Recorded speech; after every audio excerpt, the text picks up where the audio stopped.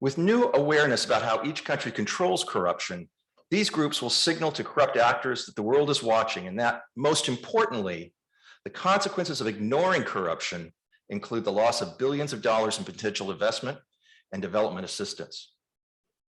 This is a new approach, and one we hope will be a game changer in the battle against corruption. Since last month's unprovoked invasion of Ukraine, I think we all have been made aware of how high the stakes are now between societies that operate with integrity and those that don't. Now is the time to activate all elements of civil society and business against corrupt forces that would weaken democratic governance and make them more vulnerable to attack. And I believe that this new forecast is a step in the direction that will help us address that. Frank, I'd like to give things back over to you to get the agenda rolling, and thank you for joining us again today. Thank you, Andrew. As you heard from Andrew, one of CIPE's aims from the beginning with the forecast has been to engage the private sector. One of the first things we did was to consult with CIPE board member Michael Hirschman, who co-founded Transparency International. Michael's also the head of the Fairfax Group, a company supporting the forecast launch. I can remember over 2 years ago, sitting down informally with Michael over lunch with some of my CIPE anti-corruption colleagues and hearing his enthusiasm as we described in primitive terms what Alina Manjupipiti's vision of the forecast was. His excitement was palpable. Michael wasn't able to be here today, but we did record a video of him talking about the forecast. I hope it gives you a sense of what he sees in it. Here's the video. My name is Michael Hirschman, and I want to welcome you all to the unveiling of the corruption risk forecast. I am a board member at CIPE, have been for some years now, and I serve on the executive committee of CIPE. For most of my adult life, I've been involved in promoting transparency, accountability, essentially fighting corruption. But in particular, where countries are known to have corruption problems, determining risk is critical. In the past, however, it's not been that easy because there's not been a lot of empirical data to be able to determine the level of risk. And certainly, there's not been any indices which help forecast risk. This forecast, which has 30 different sets of indicators, actually gives you some insight as to where the country or countries are going in the future and how it might impact your business decisions relative to doing business in those countries. Because corporate strategy and planning is all about 5 years and sometimes 10 years out. And so knowing the trends in a particular country, whether that has to do with issues like budget transparency, which is one of the indices, or whether it has to do with press freedom, it gives a company a leg up on knowing where to devote their resources, their time and resources. This is just another step, a major step in the direction of providing assistance to those who really need it in terms of their business endeavors and in terms of their advocacy endeavors. Thank you.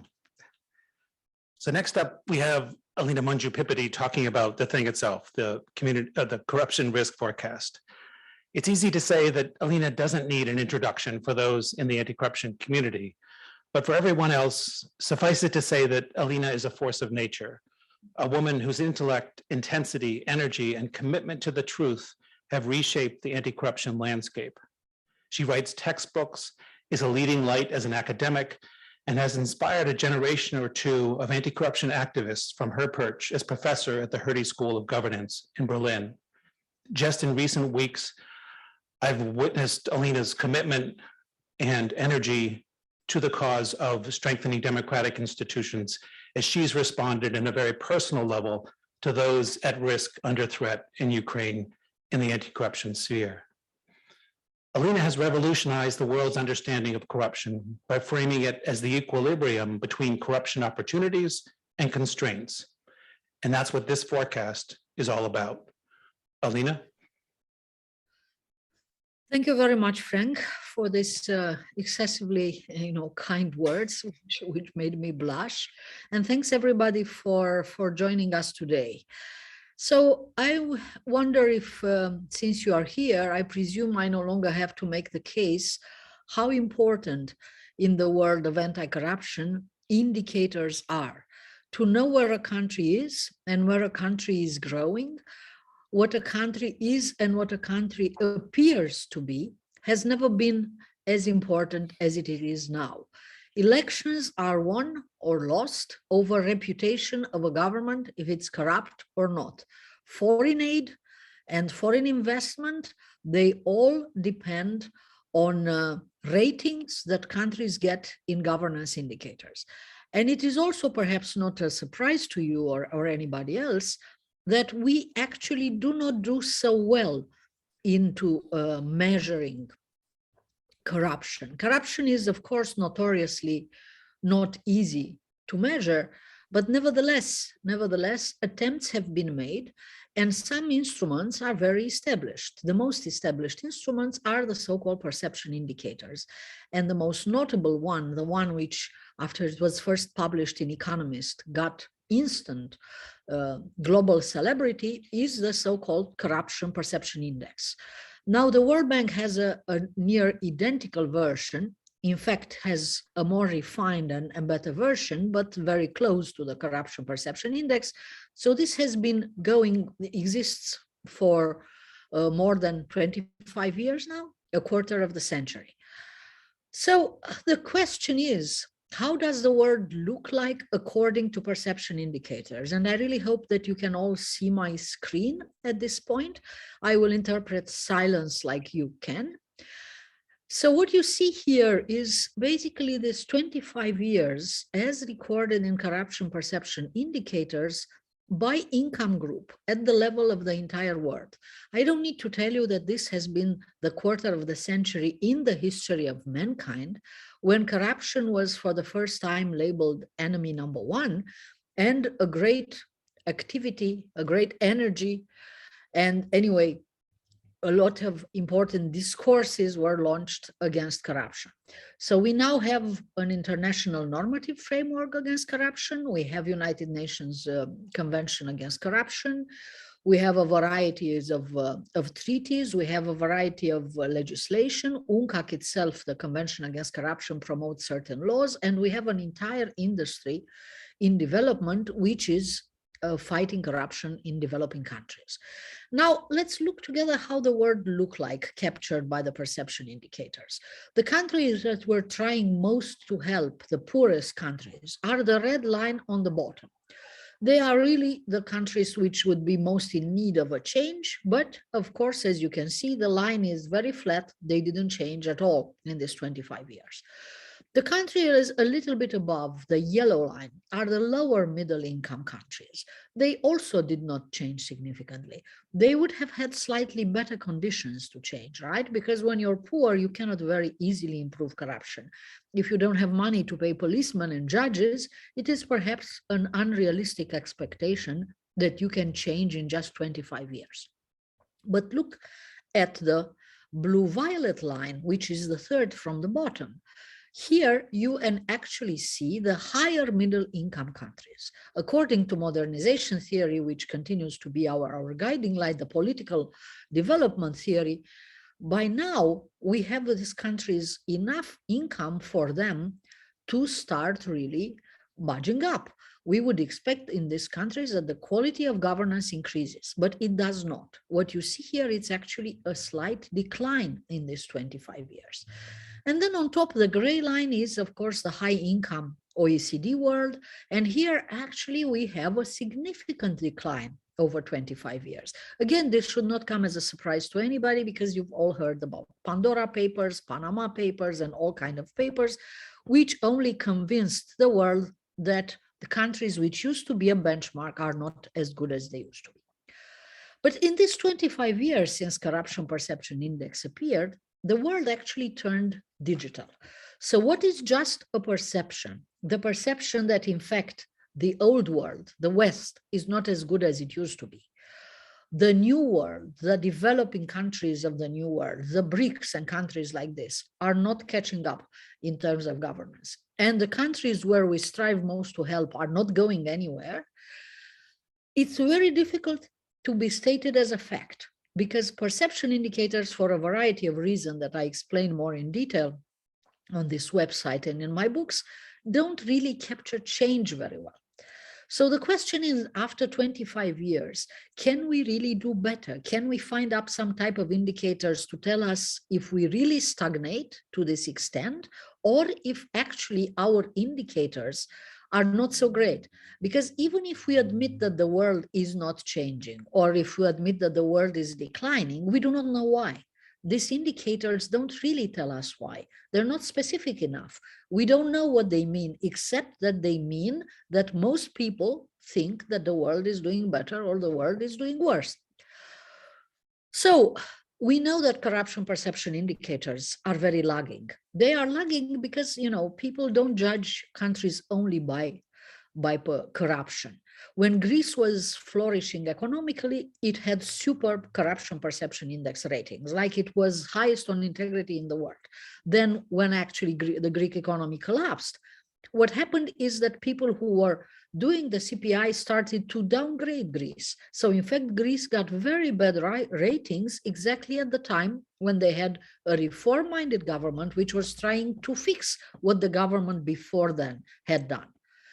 Now, what exactly was missing to Greece? Why was Greece more corrupt than the other EU member states? That, of course, you cannot find out from corruption perception index or from any other perception governance indicators. So what we need more specific, and what with the advantage of time, because I think that these indicators played a very large role into shaming corrupt governments, so they had their positive aspects. But 25 years later, now that e-government becomes, even in middle income or even in poor countries, the rule, not the exception, we should be able to get better data and be able to come up with more specific indicators like this. And this is what we do. The website that we show to you today, which is just a public face of years of research and journal academic papers and books and works of whole teams over all continents of the world. So Corruption Risk Org is exactly this analytical tool, which would enable us to see what happens, forecast in times what happens, and also understand why. Of course, it is entirely a public tool. We think it is fairly easy to use. We expect feedback if that is not the case. And of course, it was academically peer-reviewed and is offered as a free instrument. So how were we able to build this? Step number one is simply to understand how important context is in corruption. Because the way it works in the development industry is that people imagine corruption can be cured by tools, exactly as people who are not doctors imagine if they carry a box of aspirin in their pockets, that whoever they meet who doesn't feel well, they will just offer an aspirin and the problem will be solved. But that's just not the case. Everybody is sick in a different way, and this context is very important to know. So the way anti-corruption worked in the past 20 years is that everybody was offered a pill, which was an anti-corruption agency, but anti-corruption agencies only work in a context very close to where they were created, the Hong Kongs or the Singapores of this world, which obviously don't seem like many countries that we know, right? So if you have a little bit of dirt and there it is, a broom will help. That's the anti-corruption agency. On the other hand, if you have your entire beach looking like you see in the picture, then they definitely need something far more specific. And the developing world looks very much more like the beach on the right and not the place where the broom can be very helpful. Step number two is to understand how control of corruption works. Okay, because there is a context differ, but how do contexts differ? Okay, it's not enough to say that each of us is different. We have to understand a little bit what is the model by which we can apply in order to understand this difference. And the way it works is that we have 20 years of very good literature on corruption. explaining what enables corruption and what enables its opposite, public integrity. And the way it works like a balance. You have enabling factors, factors which create corruption, and disabling factors, factors which constrain corruption, right? You have opportunities and you have constraints. And these are the factors that we can build together into an index, because by now we have 20 years of research and there is enough data around, and this is our index for public integrity, one page of this forecast.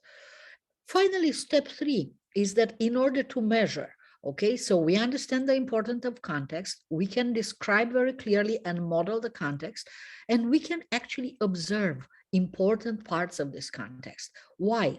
Because most governments these days have websites, and these websites tell us a story. We can directly observe these websites, and by websites we can observe, for instance, transparency, because transparency acts on both sides of this balance. Transparency decreases opportunities for corruption, and transparency increases constraints by enabling citizens, journalists. We know how transparency works. Transparency works and is very important. It's important everywhere, but especially it is important where you have constrained rule of law, when rule of law is not perfect, when you cannot really rely on the policeman, on the judge, when you cannot really rely on the controller, on the national auditor, then you have to give something to citizens to defend themselves. And this is what transparency does. And we can by now fairly observe them around the world. And this is our transparency index, the second index offered by this website. So first is public integrity index, which is based on this enabling, disabling context, basically causes of corruption, which can be observed on a large number of countries. And then we can build a benchmark simply by looking what countries perform better and what makes them different from the countries which perform worse. On the T index, we do even better than that. We look directly at what countries offer to their own citizens to protect themselves from discrimination, because wherever favor exists, and corruption actually means abusing office to favor somebody, right?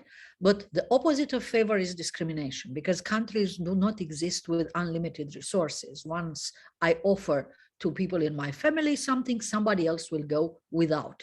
And therefore, the whole concept of transparency is that we have to offer a lot to people to protect themselves from abuse of office, not just to NGOs who fight corruption, but really to everybody, because when corruption is systemic, a few NGOs are insufficient, even if they're supported by embassies. So what you see here are the 14 websites that we observe directly, from the fact that countries should have clear beneficial ownership of businesses, of land, of mining concessions. General controller or auditor should publish annual report where they publish about corruption and what they have done against it. Public expenditures should be clearly published, not only those of last year, but as close as possible to the present time, and a number of issues like that. Now, when we do this, we basically have for the first time a measurement of real transparency around the world. Before, until now, transparency is only calculated and reported as legal transparency, what we call de jure transparency. If you have a freedom of information law and how extensive that is on paper, for instance, that's a very frequent measure, or a number of measures like this. We also calculate this. So what you see here in the short line is de jure transparency. How many transparency treaties, like, OECD Anti-Bribery Convention or Anti-Money Laundering Convention, a country adopted, plus your own freedom of information law, all the legal commitments that you've made. But more important than this on top is the real transparency, what actually exists in these websites, if coverage is enough, if all the digital land cadastre is there preventing fraud and corruption, if it is accessible without pay so that citizens can use it, right? And where you look at this, you see that countries which are most in need of transparency, they still do not have enough. I mean, look at Sub-Saharan Africa, what an extraordinary gap. They are not doing perhaps so badly on legal transparency, but the gap between legal and real transparency, what practitioners call implementation gap, is huge. Basically, real transparency and is only half of what should be. Now we put this together, right? So of course, transparency is a part of Public Integrity Index because it is one of the causes, right? A lack of transparency is an enabler of corruption, unfortunately, right? And we put this together in this way. We take this disaggregated trends because one problem with corruption perception indexes is not only they're not specific, but they have a lot of sources. Let's say they have a lot of opinions of people who might be knowledgeable. They are experts, right? We take 20 opinions from 20 different experts sitting in different banks and investor financial offices, and we just put them in one basket and we shake them with something which is a statistical treatment and which creates, because there are reports very transparently published, quite a lot of statistical noise, a noise which in many years it's bigger than any change. So the noise in some years, let's say it's 60% of the total change. So not only there's not enough change in the world because it's not easy to change corruption, but these indicators, by the way they are constructed, manage to hide all the change. Now, what do we do here, even if we also have indexes? When we observe corruption in time, we disaggregate them. So we look at them separately. We do not put them in one statistical basket to create all this noise. So we observe 12 years consistent trends, and we have a system by which we aggregate this consistency in IPI. You're going to see all these 12 years compared by regions on the website. We weight this. So let's say a country is consistently doing well, right? We rate this by the most recent political contingency. Why? Because as you know very well, unfortunately, things happen. You can get invaded by a neighbor country, right? So there are a number of quite exceptional events, regime change events, and we rate the long-term trend by these events. Finally, we weight once more. We weight by demand of good governance in a country, because one of the important indicators in IPI is what we call digital citizens, e-citizens. And e-citizens is a mix between how many people are associated on social media, because this is how people can organize against abuse of office, against tyrannical and kleptocratic regimes, and the number of internet household connections in a country.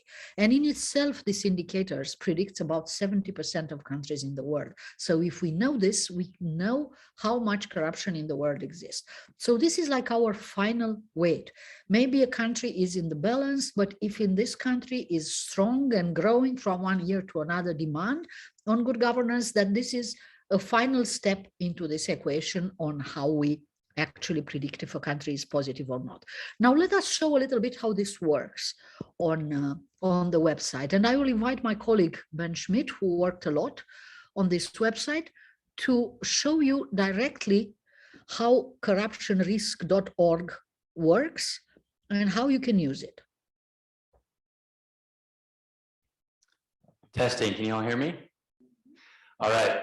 Like Alina said, I'm Ben Schmidt. I'm here in the room with about 15 guests, and I know we have 116 guests on the Zoom call. So I'll try to move quickly. I'm going to share my screen and give a short demo of the website itself. Let's see if this works. There we go. Here we are. Like Alina's been saying, the corruption risk forecast provides an unprecedented level of granularity for seeing what's happening, what's the corruption story happening in each country. And there's over 120 countries that you can see here. So it's really a window into how countries around the world control corruption. And there are 3 panes of glass on the window in the website. On the landing page, when you arrive, you'll see we talk about what the purpose of the website is and how we're different. Instead of based on perceptions, these 3 panes of glass show you objective measures of what's happening to corruption.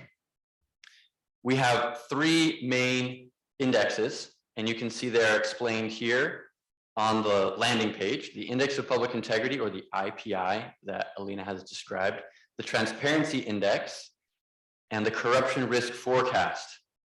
You can see data using 4 different views. You've got a map view, you've got rank views, regional comparison graphs, and country profiles.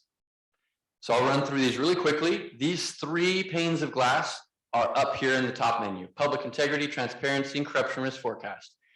If you click on See the Map, you'll be brought to the first one, which is the IPI. When you arrive on the map, you'll notice that there is a color scheme of red to green. So it's traffic lights.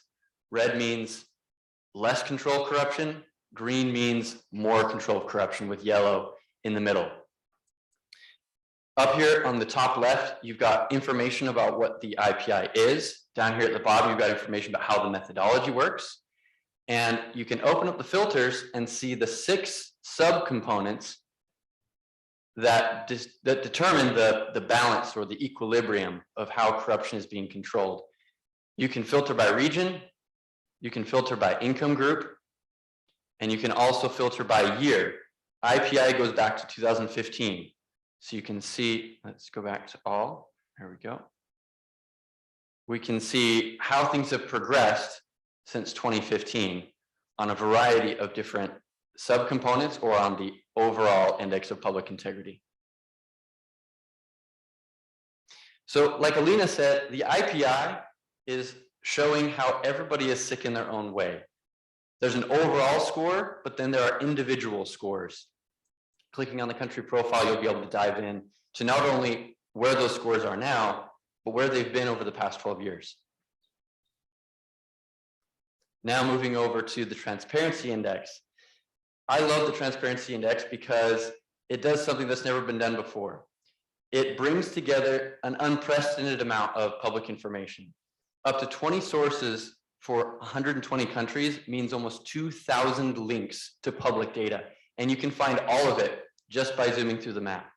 I can show up on the United States of America, scroll down to my de facto components and my de jure components, and I can actually see the links of where the country committed to these transparency commitments, these transparency agreements, and I can click and find from land cadastre to Auditor General's reports in a single click the maps that show me all that information. And that information is available for 120 and pushing up to 130 countries. We just added China yesterday. Moving over to the rank view, when you click on here, this button here, it shows you the same information, but in a rank. And you can turn on and off de facto and de jure transparency. You can also download the data here. Moving over to the third pane of glass is the corruption risk forecast. This is what makes the CRF different than anything else that's ever been made as far as corruption is concerned. Traffic lights, once again, yellow means there's no significant change that is expected in corruption. Red means corruption is going up or control of corruption is going down. And green means control of corruption is improving. Now, On the perhaps, forecast, oh, go ahead, Alina. just a second to clear this map, which is a bit complicated. So it's always very complicated because, you know, a country can progress from very low. You know, we have had countries which have been in a terrible mess, but which have been progressed in the past 10 years. Now, with all their progress, we are using for everything very intuitive scales from 1 to 10. So 10 is best transparency, 10 is best control of corruption, 10 is everything. And you can be very well on a significant forecast trend because we run significance tests and everything, and still to have progress just from 4 to 5. So what this map does is that it shows in the gray shades where you are now, which is the IPI. It's basically the map you have seen before.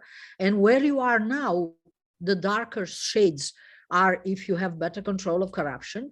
And what it shows as icons is your trend, where you will actually go in the next 2-3 years based on this methodology. So you can be a country like, you know, Australia, which is stationary. Australia is not going to change over the next years.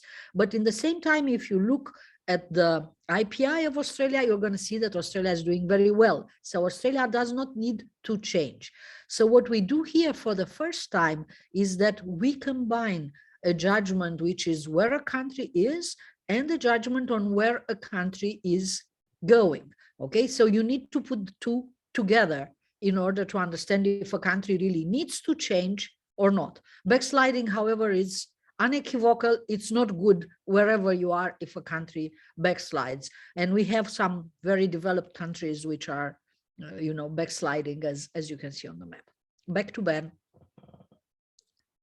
Great. Just two more quick things.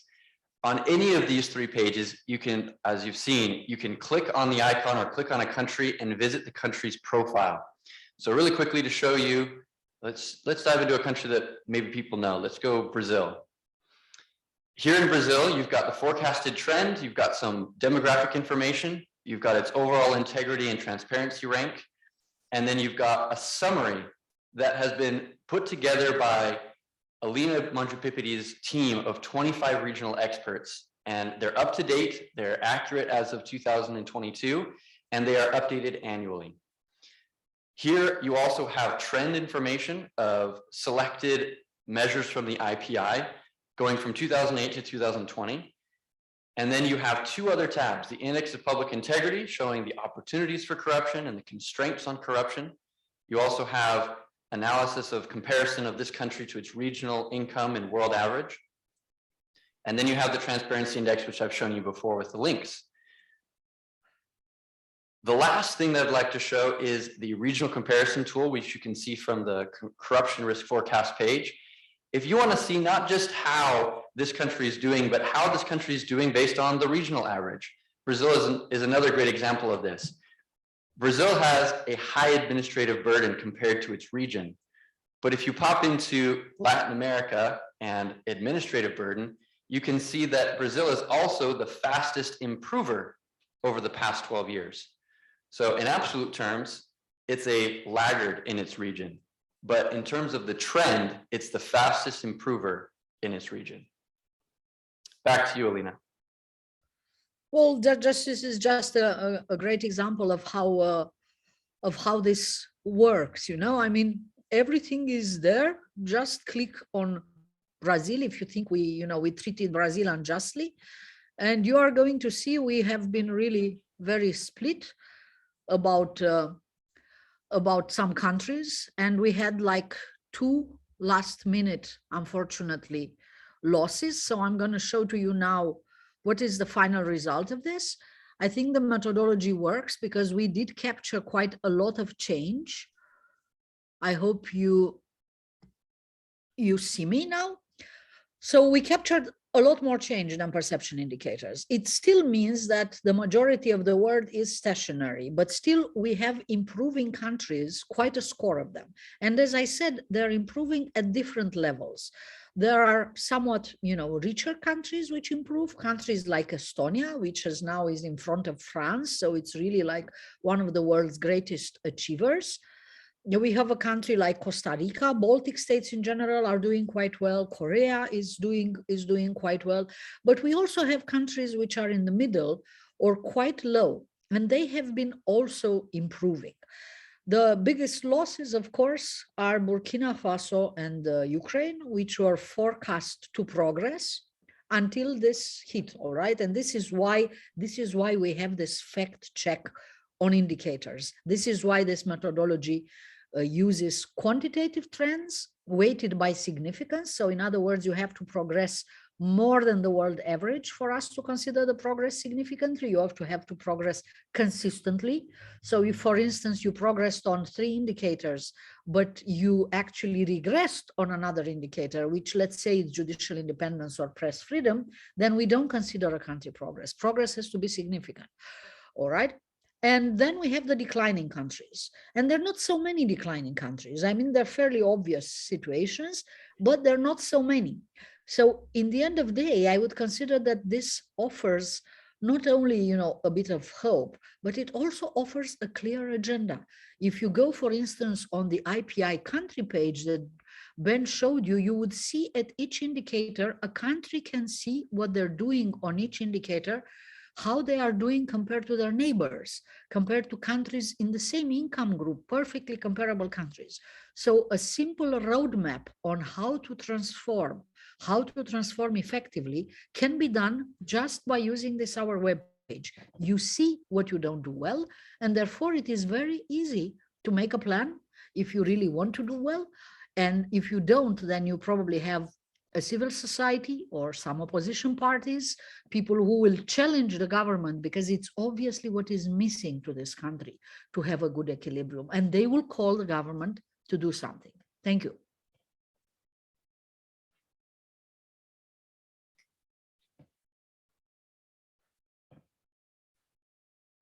Thanks very much to Alina and Ben. I know the questions are coming in fast and furious via Zoom. We'll be taking questions from the room as well. But before we do, I wanted to introduce Dan Silverberg, who's a managing director of Capstone, which is a firm here in DC and around the world that helps corporations navigate regulatory policy issues. From the early days of the forecast development, Dan has been one of the biggest boosters in the private sector, and he has generally offered to say a few words today about what he sees as the forecast utility to those who scan the globe looking for investments opportunities. Once Dan speaks, we'll go to the questions. Dan? Terrific. Thank you, Frank. And thanks to your team. What a gift. And a gift not just to the investor community, but also to the policymaker community. By way of background, I spent the last 14 years on Capitol Hill, 7 years on the Foreign Affairs Committee and 7 years working for Democratic leadership. And I'll just tell you a quick story that in 2017, a group of us, bipartisan, made an effort to try and push what eventually became beneficial ownership legislation. But we had an idea of far greater efforts to improve transparency, to try and rid the flow of dark money to the United States. Members were sensitive to it, but they also didn't get it. It was too complicated. As Alina indicated, when you talk corruption, it's so varied country by country, it's hard. So the number one gift that this is for policymakers is its concreteness. This is such a useful tool for people on the Hill to understand complex issues of corruption. So thank you for that. With an eye towards the investor community, my job today is to help corporations and investors predict essentially where regulatory and policy trends are going. I don't want to say that this is going to make my industry obsolete. That would be bad, but quite the contrary. I think this is a highly complementary, dare I say, first stop tool for anyone who is in the business of helping investors understand what is happening in any given country. And so in addition to being a concrete tool for policymakers and for investors, I'd also like to say, without sounding hokey, that I think that this is in some ways, it's a tool of hope. It's an incentive so that countries where my clients, investors want to be, can look at and say, well, not what's happening today. There are any number of tools to tell you what's happening today. In a lot of difficult countries, you don't need to hire an expensive firm to tell you that corruption is troubling, but where things are going. And in a fantasy world, not in a fantasy world, ideally, because I think this is possible, you will have countries and investors looking at this tool and saying, how do I go to green? What needs to happen to get a clean bill of health? So thank you so much for doing this. Thank you on behalf of our clients and for those of us who are trying to make predictions for having this tool. Thank you.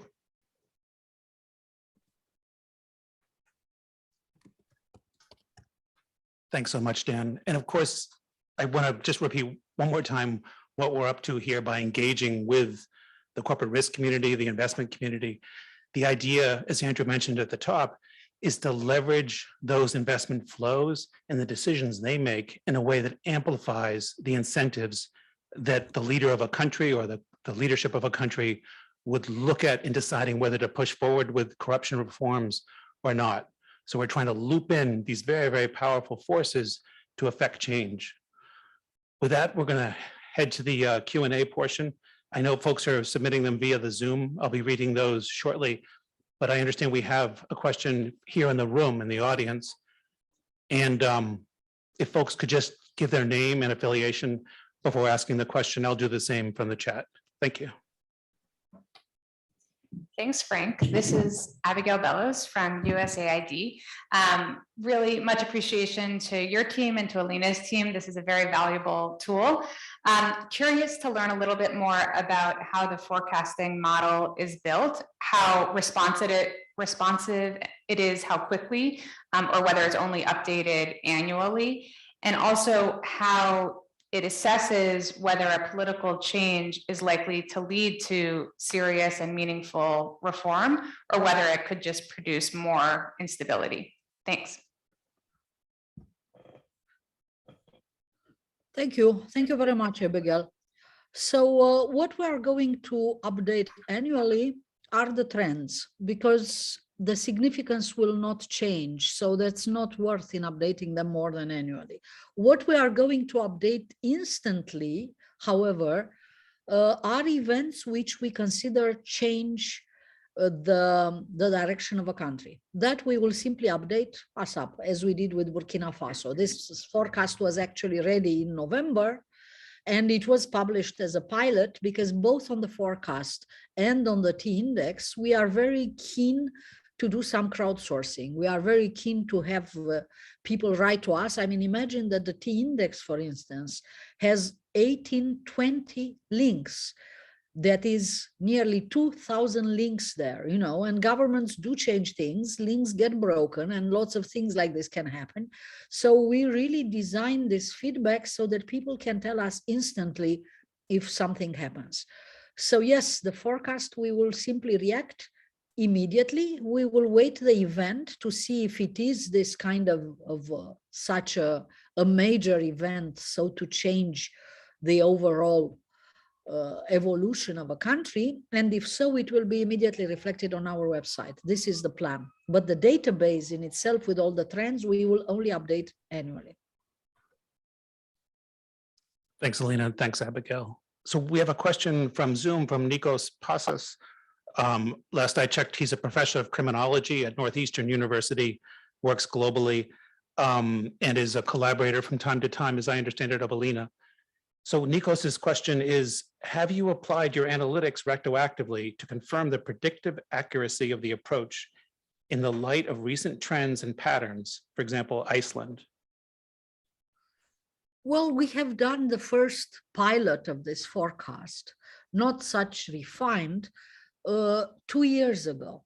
So we really had 2 years to look around what happened and to do this kind of retrospective insight. I think the model stands. So we have no country to have contradicted us, but also we have convinced ourselves that, you know, there is something that indicators in governance do not account very well for, which is, you know, political violence. I mean, things like what happened in Burkina Faso are very difficult to forecast. Of course, we can, you know, I mean, you can, let's say, introduce a variable for military insurgency in a country or probability of a civil war, but I would not like to do that. I think that that would simply be very reductionist. So what we're going to keep is that we're going to keep this, like this step of waiting for political violence. We now have a wait for political violence. Okay, another country which we thought were going to forecast positively, and if you're going to look at trends, it's come out positively. So it simply lost due to the qualitative weights is Brazil. Brazil was doing very well before pandemics, but I must say that pandemics hurt quite a lot of countries. In a lot of countries, very authoritarian tendencies returned with pandemic.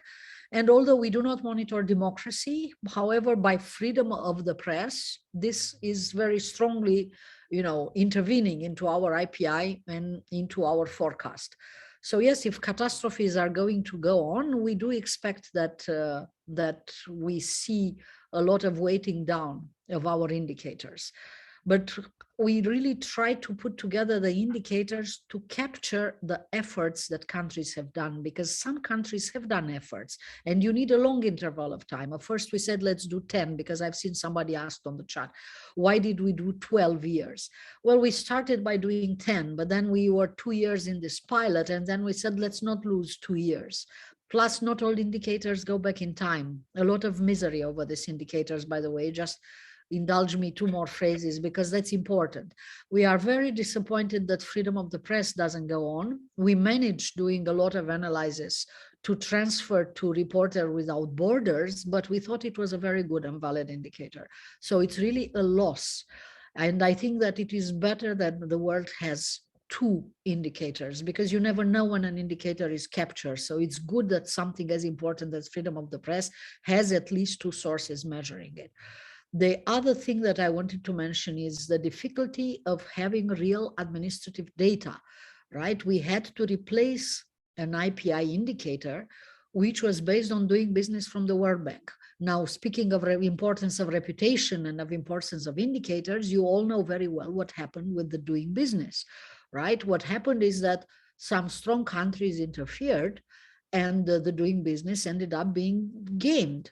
Probably you read the Wilmer-Hale report, and I understand the second Wilmer-Hale report with individual responsibilities is going to come out. So before anybody asks, China exists in this, on this website, on the transparency index and on the forecast.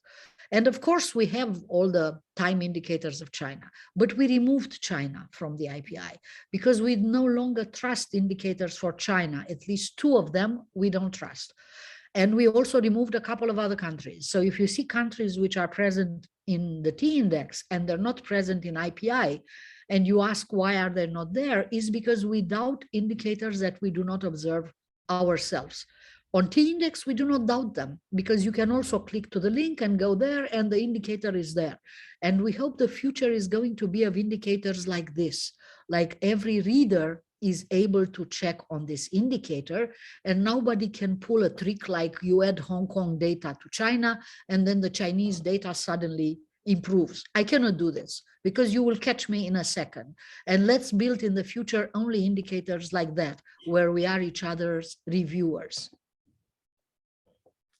Thanks, Alina. So after some initial shyness, we've got a lot of questions coming in now. And I wanted, if there are folks in the room with questions, I see one person, just feel free to join me at the podium or Pam will give you a microphone. In the interim, I'll give one more Nikos Pasas question to you, Alina. And if you could perhaps answer them more quickly, that would be helpful, just so we can get to everybody's questions. So Nikos asks, do you not think that such tools ought to also take into account a country's control of its own corporate and citizens operating overseas as an important measure of corruption control?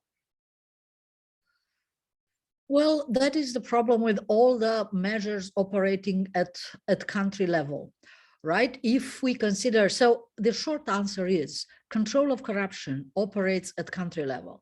The country level is where this balance closes itself. Why? Because that is the level of policy and that is the level of jurisdiction. If you mean by that some very rich countries, in fact, have deteriorating control of corruption, I would tell you that if this happens, you will actually going to see it in these indicators. You are going to see it. One of the indicators, for instance, that we publish in T index is transparency of foreign aid. And of course, you know, ideally, T index could be longer and longer. We just used UNCAC to select the 14 indicators, but we can put a lot more there. You know, I mean, you can put also enforcement of Foreign Corrupt Practice Act, enforcement of OECD Anti-Bribery Convention, and then this transnational element that Nikos aptly observes that it's not very strong in measures which are based on countries will become stronger. But I actually think that there are measurements which look at this transnational element, simply the implementation of OECD Anti-Bribery Convention. And it doesn't necessarily need to be imported into an instrument which measures capacity of countries to control corruption nationally. So next, before I go to the question in the audience, I have a question from a young, talented anti-corruption professional, Stacey Samuels, asking what may be a yes or no question. Is there any plan to expand the forecast in the future to include policy recommendations for governments of declining countries or countries with stagnant corruption issues?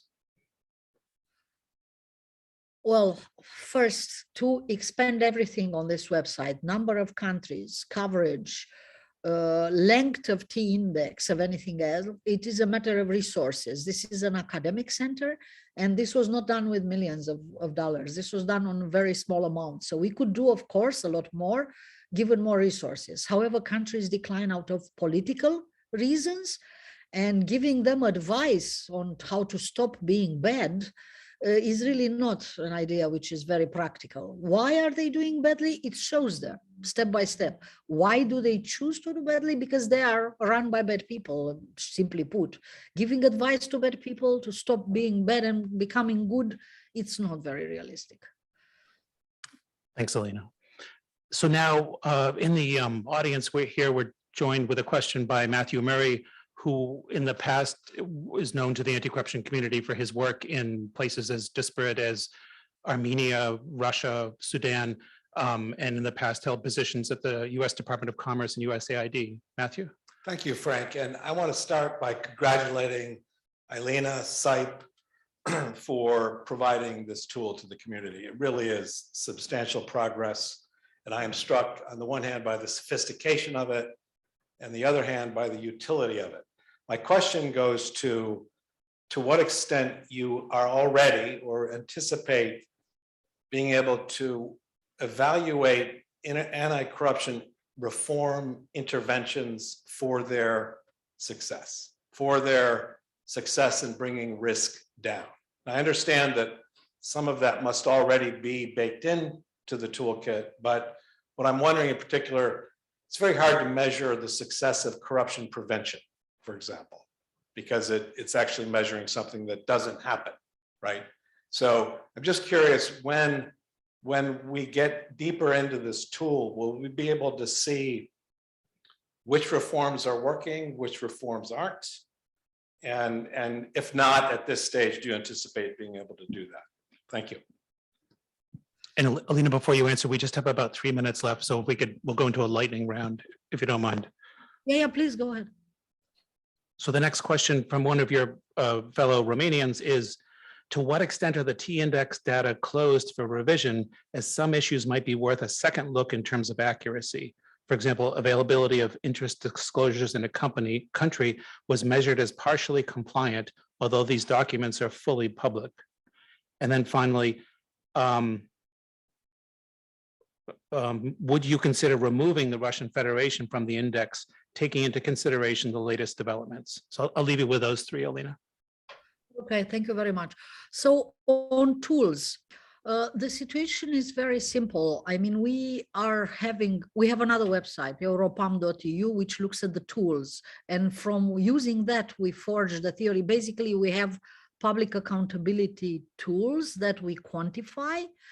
And therefore, we can connect outcomes, the level of good governance, with the tool. And this is how we came up with the theory that tools don't very much matter. Okay, the world has a variety of tools, and the countries which are on top of the world, like Finland, have no tools. Okay, Finland has 0 tools, has only transparency.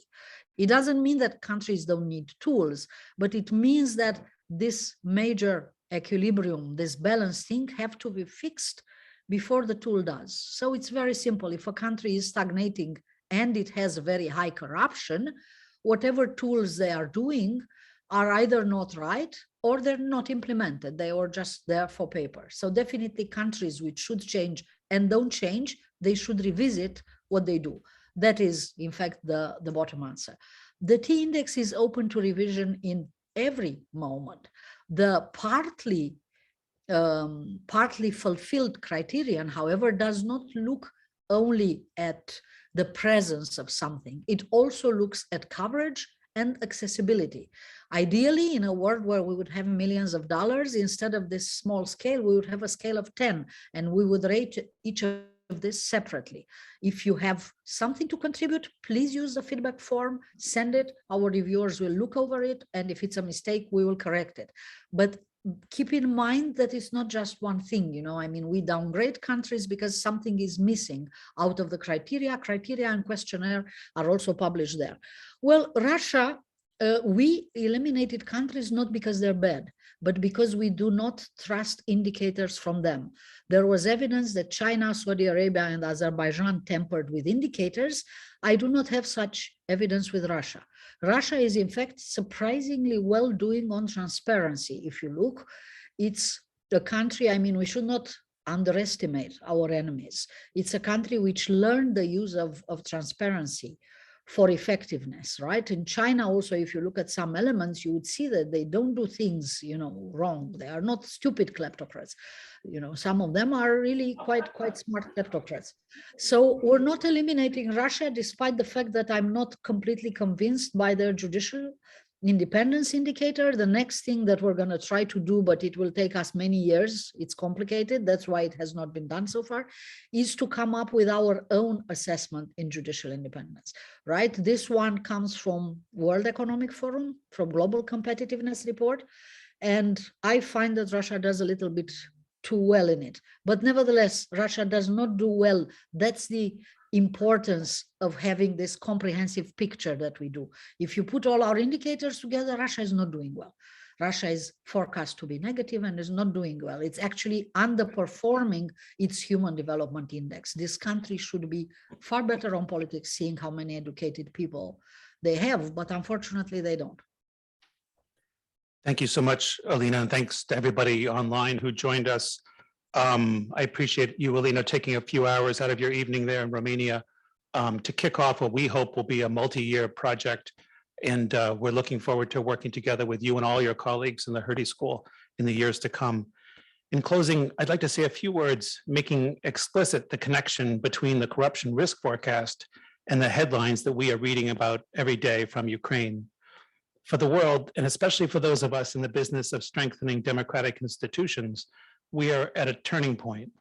Just like the fall of the Berlin Wall was a turning point, just like 9/11 was a turning point. The events unfolding in Ukraine and Russia will impact our work for decades to come, and the private sector will play a role in what comes next. As always, the role that companies choose to play will be determined by their balancing of risk and opportunities. At CIPE, we see the corruption risk forecast as serving as a guidepost for the global business community, as a way for businesses to take into account barometers of democracy as they make decisions that will either strengthen democratic tendencies worldwide or inhibit them. With that thought, I thank you again for joining us today and look forward to seeing you around this time next year for the release of the second annual edition of the Global Corruption Forecast. Thank you.